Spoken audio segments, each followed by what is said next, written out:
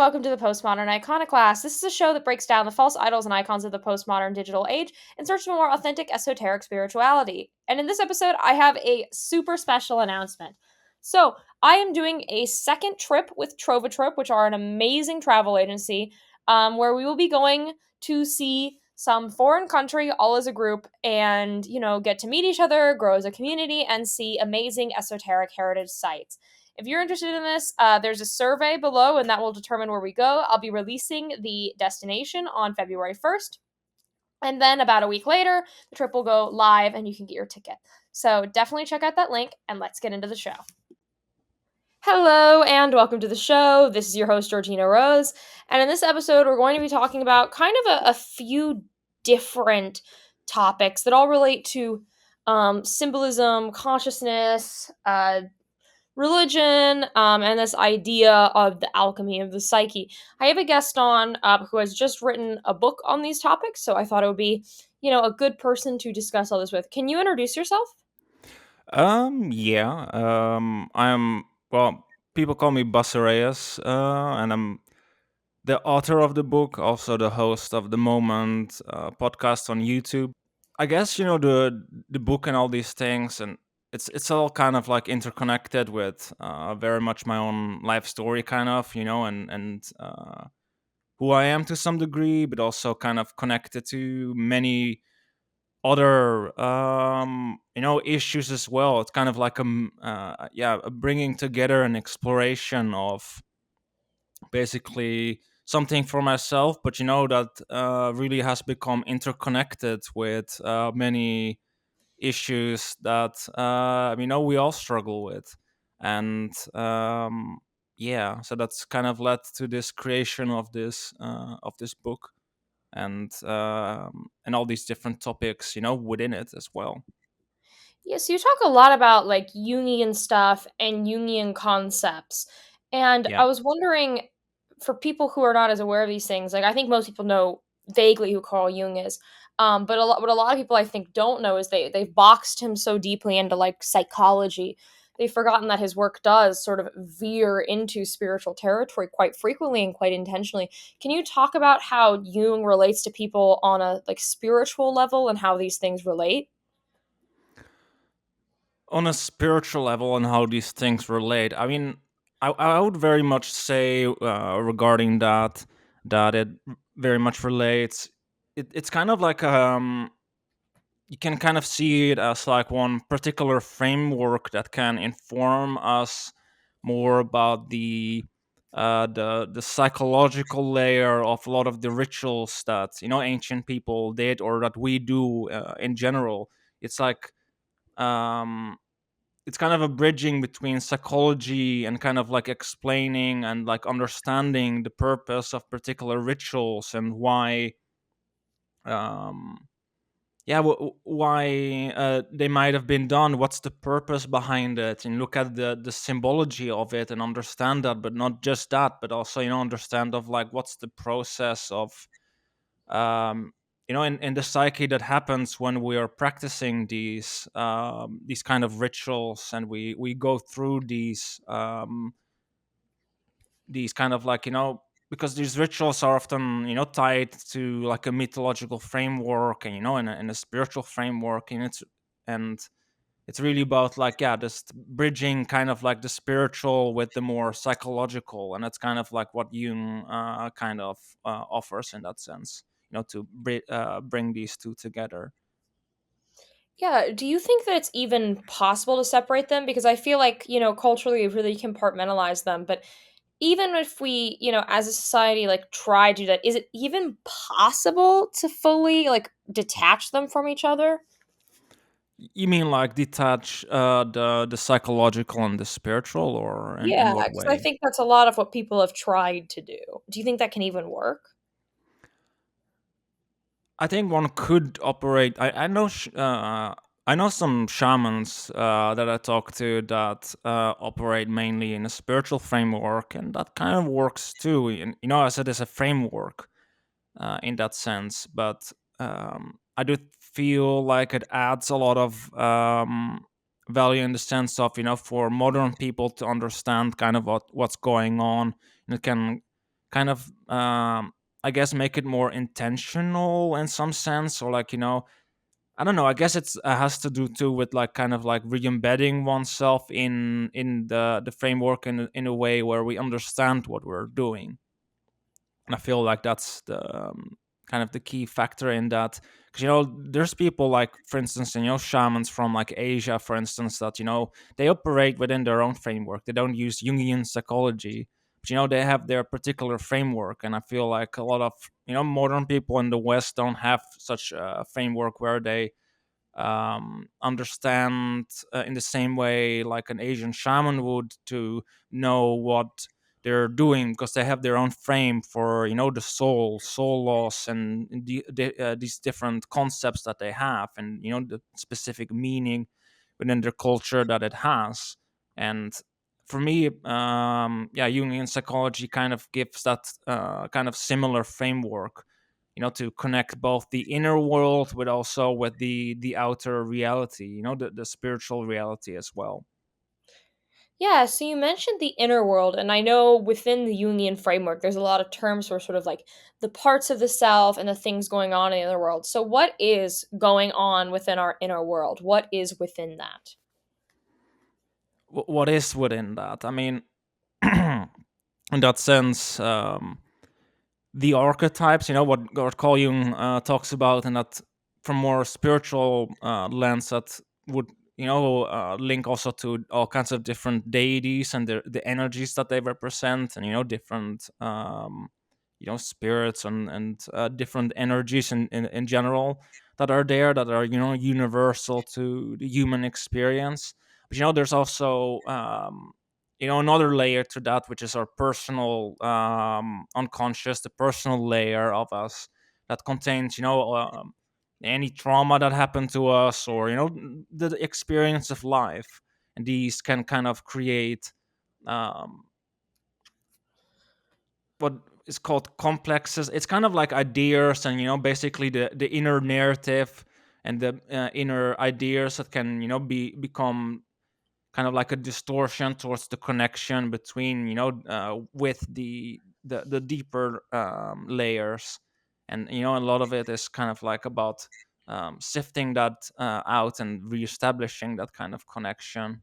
um, but, there's a lot going on there, an interplay between the personal and the collective in some sense, internally, but also externally. So it's an interplay between the outer experiences that we go through, and how that links to the archetypes.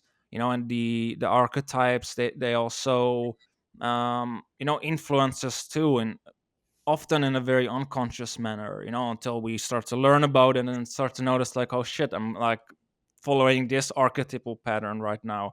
And and to kind of like notice that. But, there's many other aspects too. What Carl Jung calls the anima, the animus. You could frame it in terms of divine masculine, or the masculine feminine energies, and these have all kinds of different manifestations. And then there's the vulnerable, like the inner child, the divine child. There's kind of a whole pleroma of things. There's a lot going on there in the inner world, and it all depends on the experiences of the individual too, like how it exactly takes shape. Because archetypes can have light and dark in them. They can become distorted in some sense. But, there's always this underneath all of this layer there that's undistorted, and that we can reconnect to.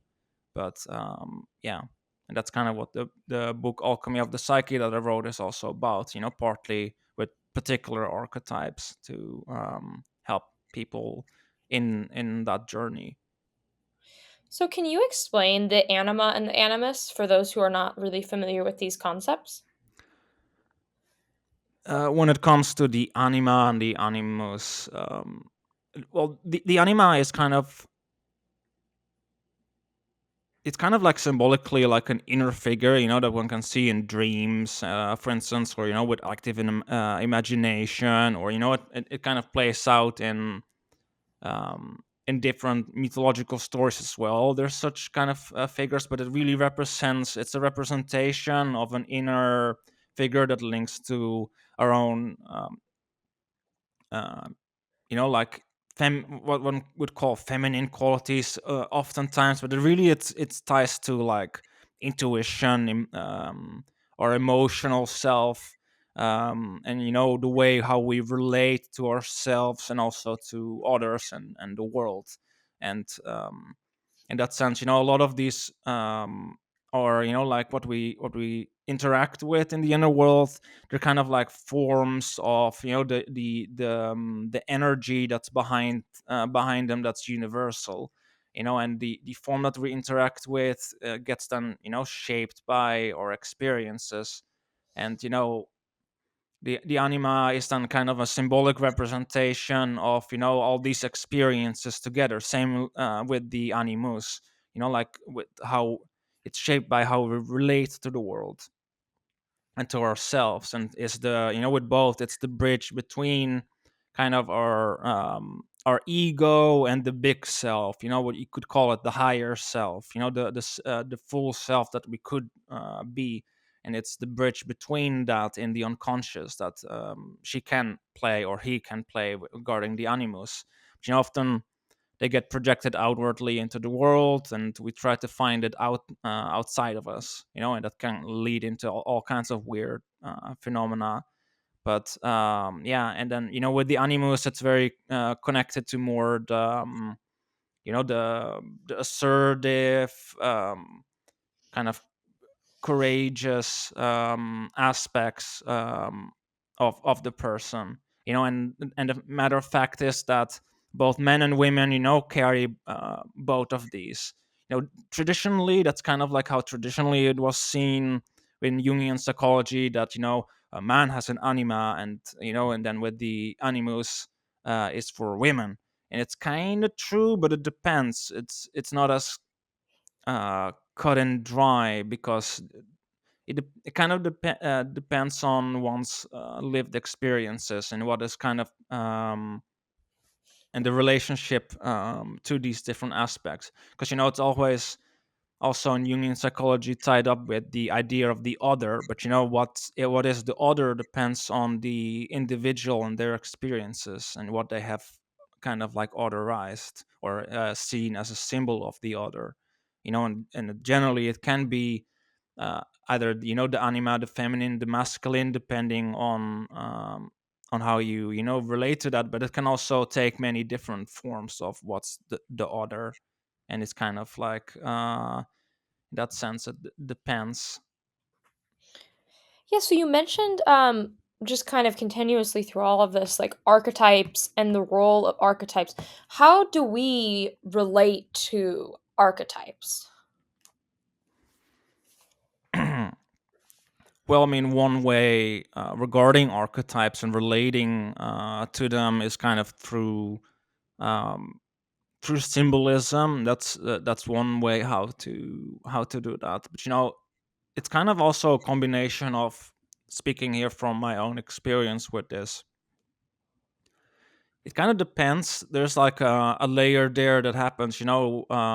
Things can happen in dreams, and you can like build a relationship with a particular archetype through that. Active imagination, in a more like Jungian style. But then I've done shamanic journeying too, and there's like different ways of doing that. And rituals is also one part of how we can establish that. But it's very much about finding a balance between the symbol, which is not the archetype, which is the archetype is the energy behind the symbol that the archetype represents. And then there's the symbol. It's kind of about finding that kind of symbol for that archetype that resonates with your own unconscious, and kind of can feel that energy of the archetype like arising. That's kind of like how you know its presence, and that it's there. And that's really done about like being conscious of it, and to build a relationship with it. Because it's in that sense, and it's an autonomous aspect. It's not just something that's just kind of like just an energy. It has its own kind of life, its own kind of pattern that it plays out in its own kind of way of relating, and it's kind of about establishing a relationship with that archetype and that energy within oneself. And it's kind of like, to work with it in that way, you know and there's the light and the dark manifestations, and it's kind of about finding that balance and finding, through, for instance, ritual, that container that can help one steer it towards a positive way of interacting um, with them. Throughout this conversation, you've been mentioning shamanic stuff as like a reference point pretty consistently. I think most people know vaguely what the term shaman means, but a lot of people I don't think know what it really means. They just kind of hear this word thrown around. So, what is shamanism? What is shamanism? Well, shamanism, when it really boils down to it, is you can kind of see it as a shaman, as a mediator between the physical world and the spiritual world, that uses trance states and spirit possession to operate between both in that sense, and uses these trance states to facilitate communication between both, to affect changes in this world. Like healing, or to ensure the well-being of the community, or to sometimes have to change things, within the spiritual world, to affect, like, people fucked up with something, like they upset the for instance, a river spirit. That's an example that I know of, that I recently heard about. And then they make the offerings with the ritual, and they make sure to undo their harm that they did to the environment, because they did something wrong. So then they try to reset that. They're kind of like a mediating figure that tries to ensure the balance between both, humans and the kind of the spiritual realm, but also the internal kind of realm too, that they take care of, the souls of people that they try to heal and bring back to wholeness. A long sort of debate that has been going on amongst people who are into spirituality and mysticism is, you were mentioning the spiritual world and you mentioned the internal world, like basically whether the spiritual world is something external or if it is something that just kind of exists as part of our mind, like projecting it. Where do you stand on this sort of topic? Like, what is the spiritual world? Is it psychological or is it like literally externally there? Well, when it comes to the spiritual world in that sense, like kind of how I see it, the energy is there. It's the form of how we see it and interpret it. That's the projection of the mind. It's how we can talk about um, similar kind of, similar beings, similar kind of spirits and energies that come up in different forms in different cultures, but they still play the same function. And in that sense, sure, there's like particular things that are within our mind, that are very just kind of personal things that we interact with. And then there's the archetypes, and it gets into the deeper layers that are, there within us, but also there within different people, and they're there, throughout life itself. Because there's this connection between, sure, there's stuff going in our minds that's there, but at the same time, there's that what life shares as a whole. And the archetypes and the this different spiritual world that comes with it ties to that. It's connected to life itself in that way. So it's kind of both within and without, and it's kind of about learning this discernment of what's kind of my own kind of the mind-born spirits that we might project into the world, and what's actually the real spirits that are out there. And and the shamans that I talk to, they also talk about that, that there's like the need for discernment and training to start to figure out like what's actually just the issues that are embedded within ourselves, the stuff that we're not aware of, what Jungians would call things that are within the shadow, that we project outwardly onto the world, and what is actually that what exists in the world as it is. Because everything, like a tree, or different animals, they have their own, they have their own spirit, and they have their own energy, and there's these different energies that do play out throughout the world as it is. For instance, creation and destruction, or these kind of energies. And as for instance, pagans, that's what we try to work with. Yeah, so discussing energies and our relation to the energies, it makes me think a lot of the idea of like the body of light or the subtle body or whatever term you want to call that. Yeah. Um, what are your thoughts on this concept? What are my thoughts on the concept of the subtle body? Well, in some sense, when it comes to the subtle body, it's kind of like, from a Jungian lens, kind of a symbol of the self. But it's kind of more than that. To the subtle body in that sense is kind of also connected to the. It's kind of connected to the coming together of the different aspects of oneself, the different energies within oneself, and to kind of cultivate a particular relationship to it through awareness. That is also often linked in, for instance, Buddhism, with the concept of wind horse. The inner vitality and awareness that's there, and it's kind of cultivating the subtle body is about cultivating the right relationship between all these different aspects, and through that, have to that you start to cultivate the subtle body. And it's kind of like the kind of a bringing together of all the different energies within oneself, so it's like starts to be harmonized. Yeah, that makes a lot of sense. How would we go about trying to balance ourselves out and seek out these harmonies? Because you've mentioned ritual here and there. Like, what would you actually do to strive for balance? What would you actually do to strive for balance?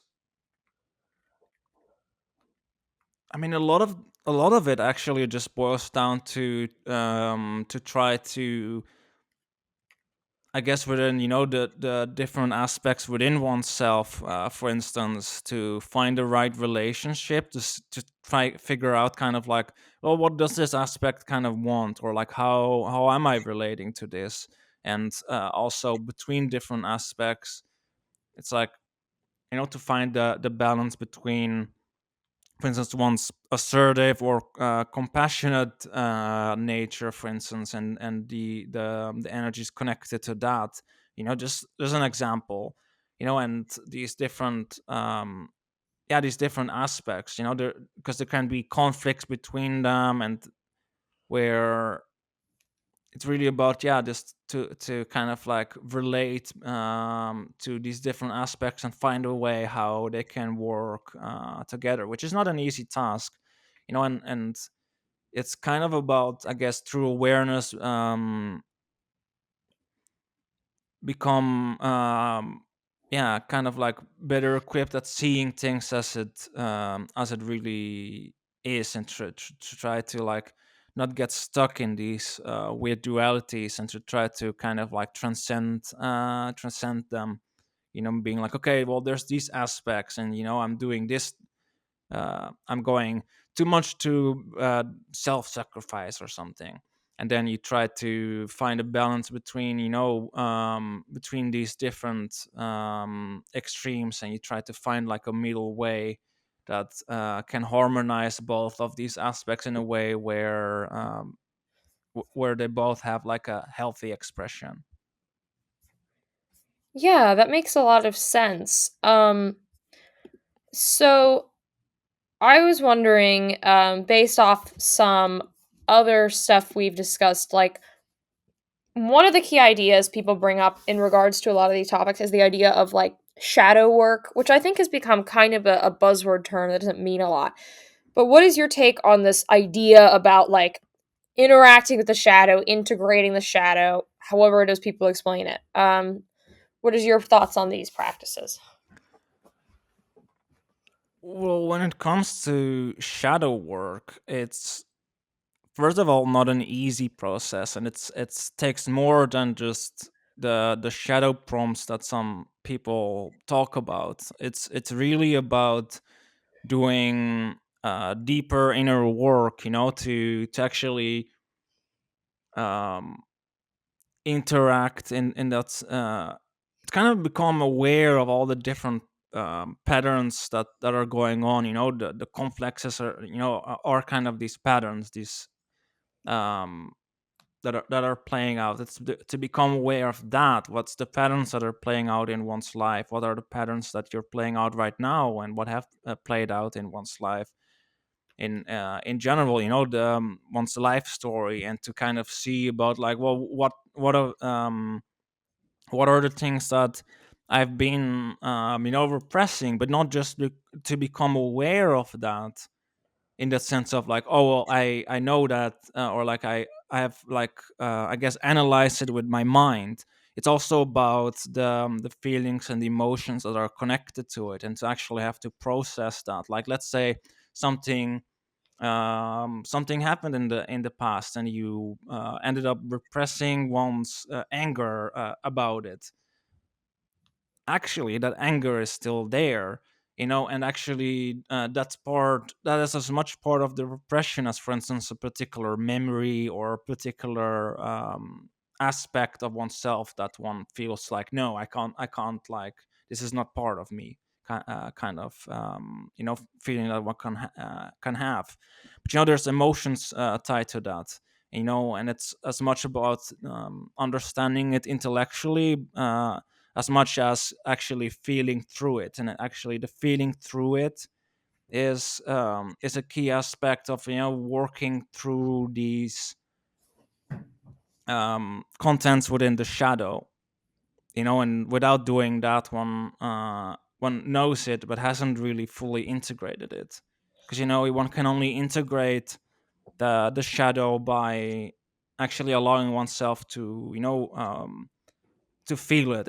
It's what the psychologists call affect, and it's only then when it can actually start to be fully processed and actually integrated into one's conscious awareness, in a sense of, let's say there's a particular traumatic moment, for instance, that happened in the past, and working through it means that and you have repressed it, so it's in your shadow.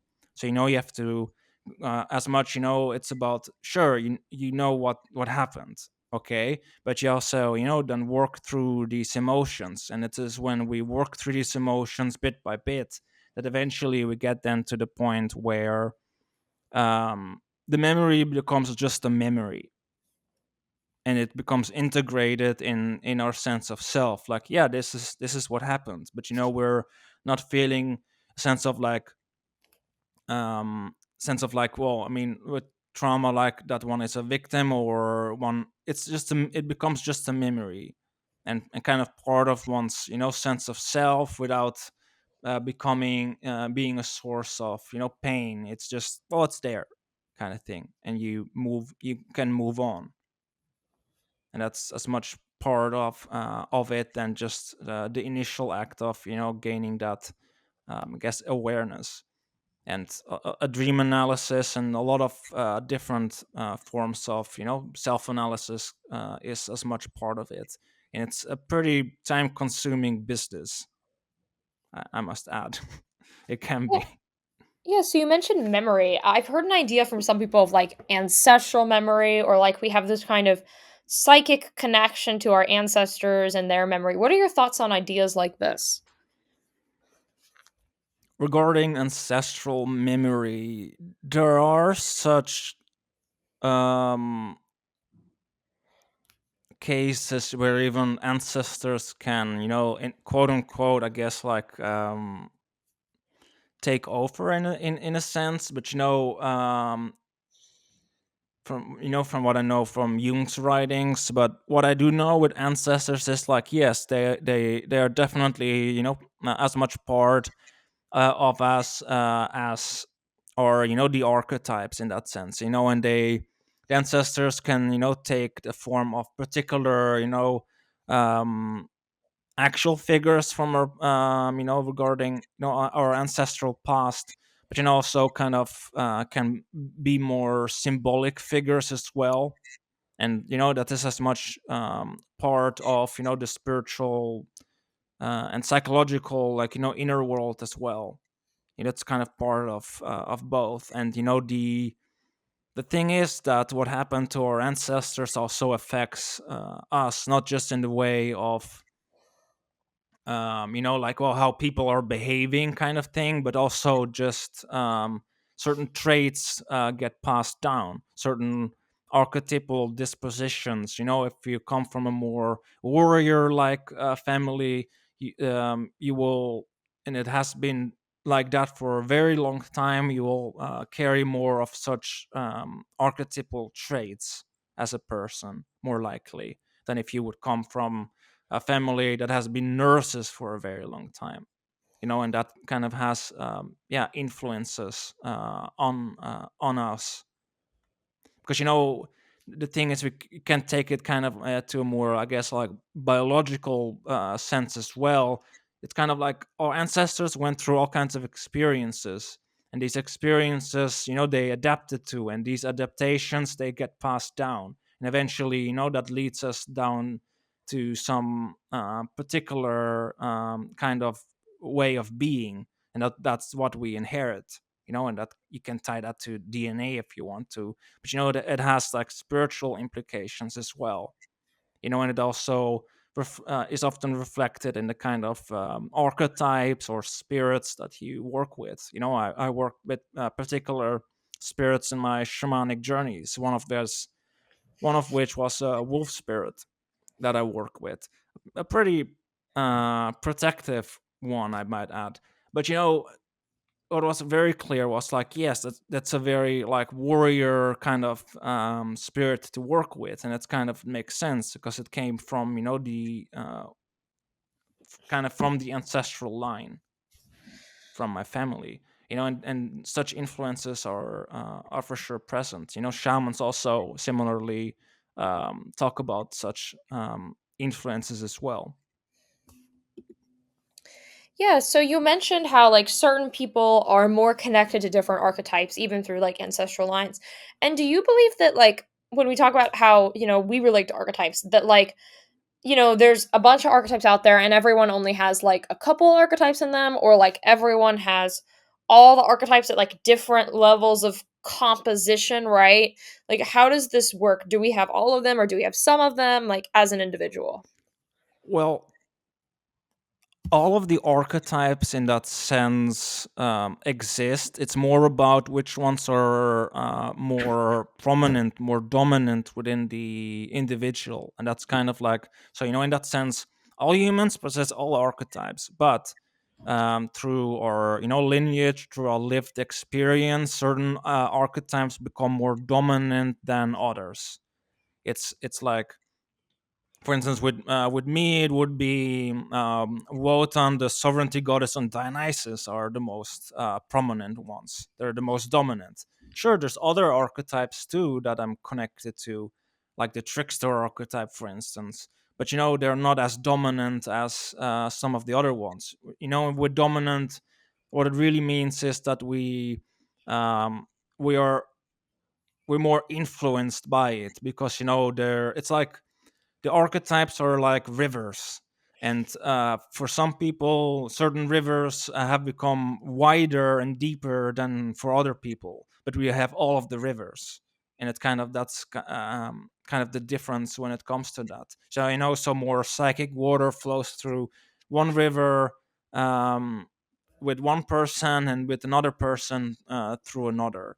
And that then has an influence on the way we relate to the world as well, and how we um, yeah, and how we see ourselves and relate to ourselves, and what kind of seems to drive us in life. Do you think that, like, it's possible to have a, like, toxic archetype composition or one that's unhealthy or unbalanced? And if so, what would you do to remedy that? It's definitely possible to have kind of like a toxic, or kind of like unbalanced archetype in that sense, because the archetype is the energy, and you have on top of that, you have the what they call the complex, and the complex is kind of the form it takes. And the form can become distorted due to external influences, for instance, like cultural, but also trauma or other things can distort once the image that you carry within of the archetype. But it can be remedied by trying to get back to the original form of it. So it's kind of like trying to then reclaim the archetype as it is. It's kind of like lifting an archetype out of its distorted kind of like underworld form, into a form that becomes more healthy, because it kind of has both. But often when there's a distortion happening within an archetype, it's kind of like one half of it that it also possesses, like a particular healthy side to it gets cut off due to something, because it gets kind of like in a sense repressed, or like not acknowledged, and then it can become unbalanced. And this imbalance can be both in the sense of the light and the dark, can because you have to kind of keep in mind both sides. That's when it is actually healthy and balanced. But if you either repress the shadow, or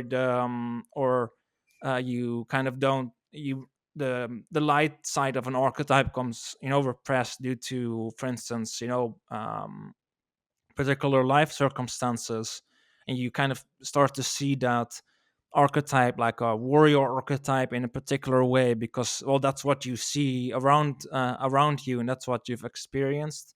Then yeah, that can create in yourself also this kind of, this distortion, what can cause issues. But it's when we understand both sides, and we integrate both of these sides, the shadow and the light, together in our understanding, that we can have a healthy balanced form. And then we can know, like, okay, well, there's these shadow manifestations that are possible, but with awareness we can steer it in the healthy direction. Yeah, so you've mentioned a few times, like, the names of specific pagan deities, and I believe you referred to yourself as a pagan earlier in the show. Yeah. Um, and a lot of people draw lines between the gods and archetypes, and some people say the gods are archetypes, some people say the gods are not archetypes.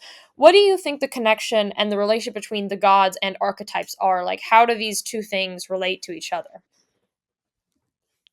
In that sense, the different gods, in different pantheons, or different forms and manifestations of the energy, which is the archetype. And we're kind of in different pantheons working with the energy, but in different forms and manifestations of it, because that's kind of the distinction that needs to be made. Because often one thinks that a particular deity is the particular archetype.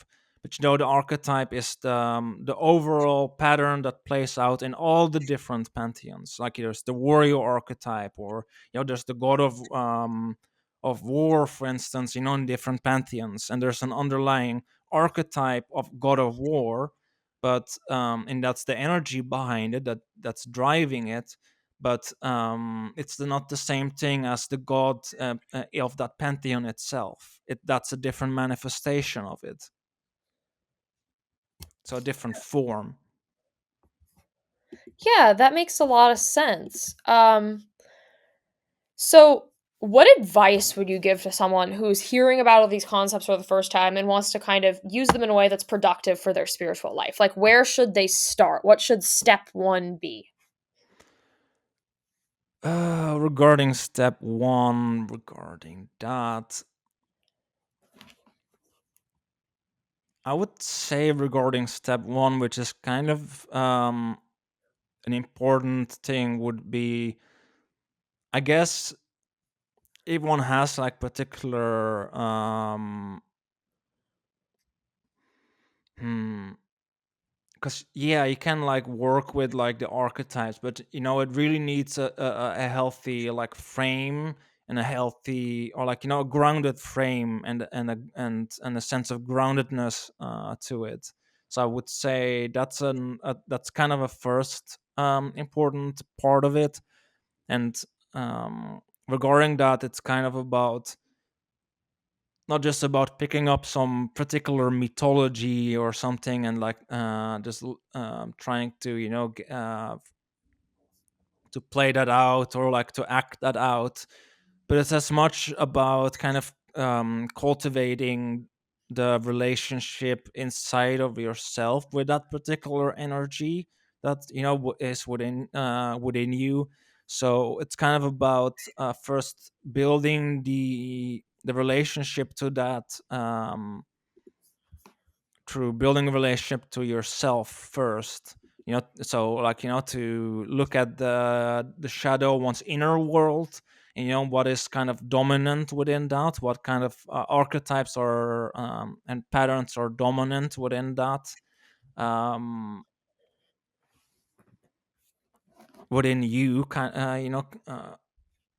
of. And then you start to build a personal relationship with that archetype, so that energy, and you can then relate to that through a particular mythological lens, or a different pantheon if you want to. You can see what resonates regarding that, but it's really about establishing that personal connection, and see what's uh,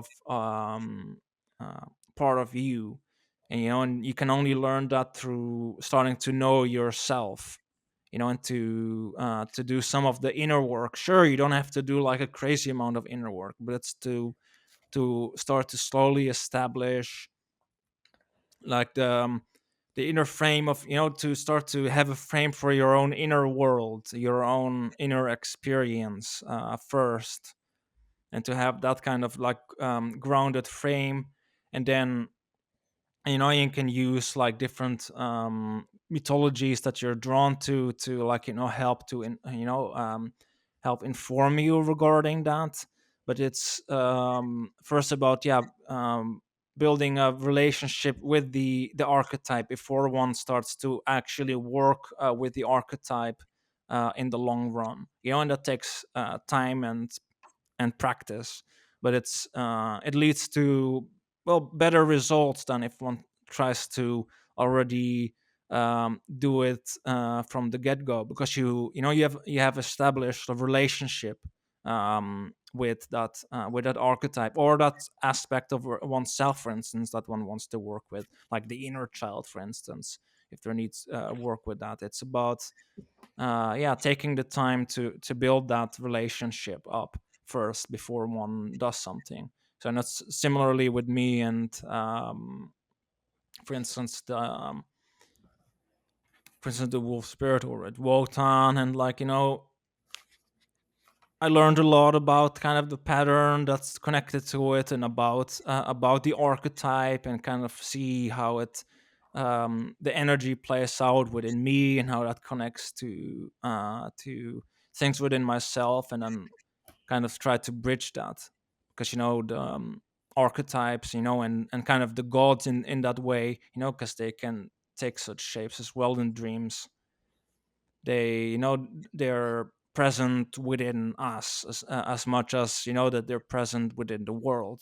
So yeah, it's kind of about forging that relationship and yeah, a frame first. What is the biggest misconception that people have about these topics? The biggest misconception, I guess, the one thing that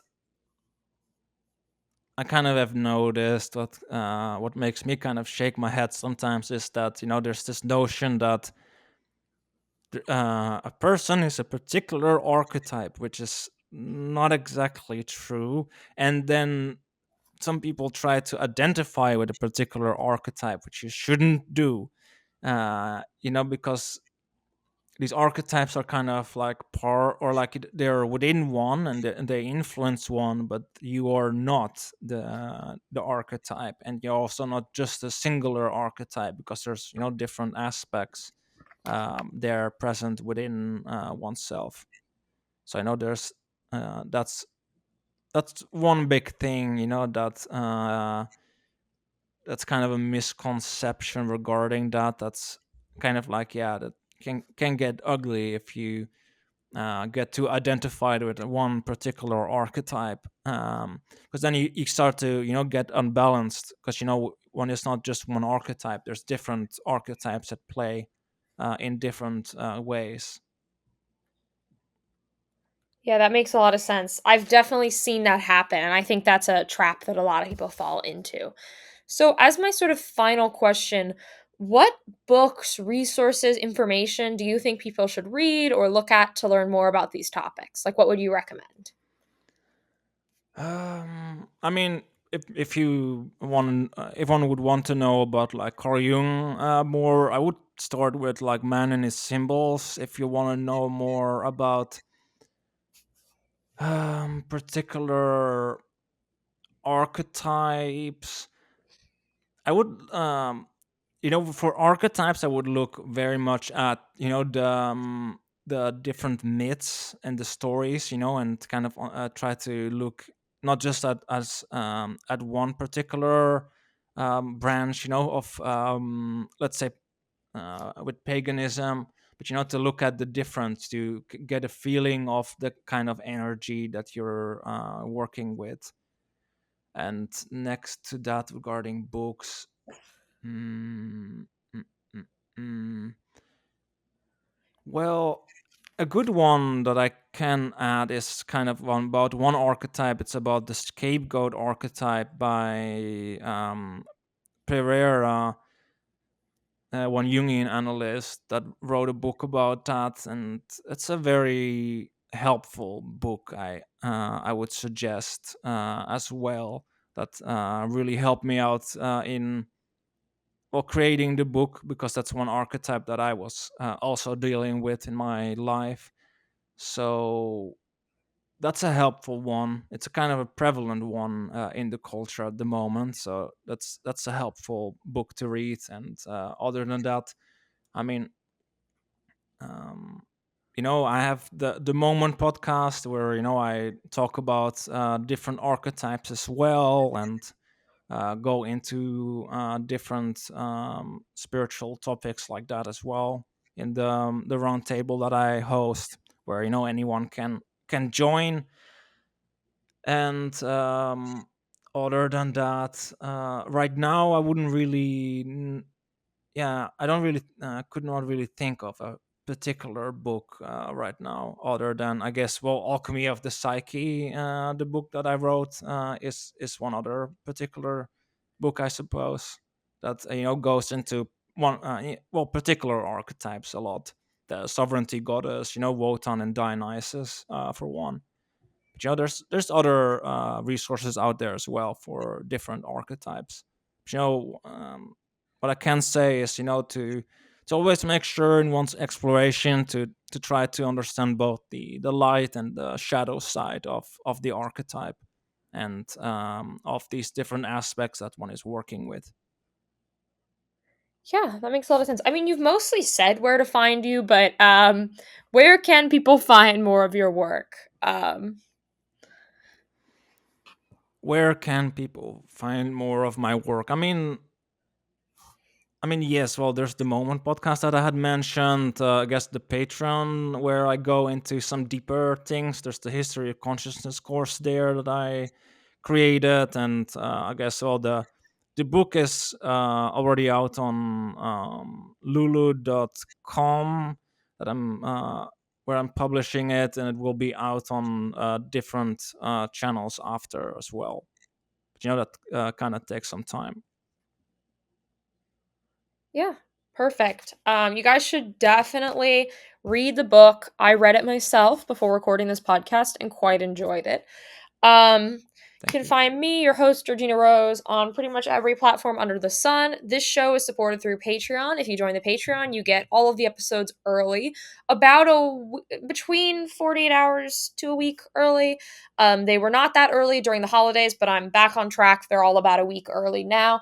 You also get the pre-show, which is a mini show that I record by myself before my guest joins. Um, and you get a bonus episode 8 times a year. The next one should come out right at the beginning of February. Um, and yeah, that is pretty much everywhere you can find me and support this show. Thank you for listening. Please like, comment, subscribe if you're on YouTube, and please leave a review if you're on a podcasting platform. And I will see you all in the next one. Have a nice day, afternoon, mid morning, mid afternoon, whatever time it is, wherever you are. All right, bye.